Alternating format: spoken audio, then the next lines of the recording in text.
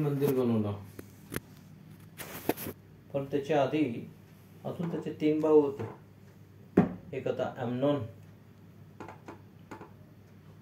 जो दुसऱ्या शम्येत 13व्या अध्यायामध्ये गेला. दुसरा होता अदोनायजा, जो स्वतःला राजा घोषित केला त्यांनी, तो पण गेला. तिसरा होता ॲब्सलोम स्वतःच आपल्या वडिलांना दाविदांना मारून राजा बनायचं होतं त्याला, तो पण गेला. राहिला सलमोन, आणि सलमोनाच्या द्वारे देवाने मंदिर बांधलं. ही तिघांना राजा व्हायचं होतं, पण देवाने फक्त सलमोनाला राजा केला.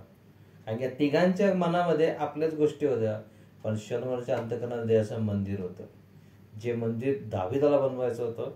आणि देव त्याला म्हणते की दावीद तू नाही, तुझा मुलगा सलमोन मंदिर बांधेल.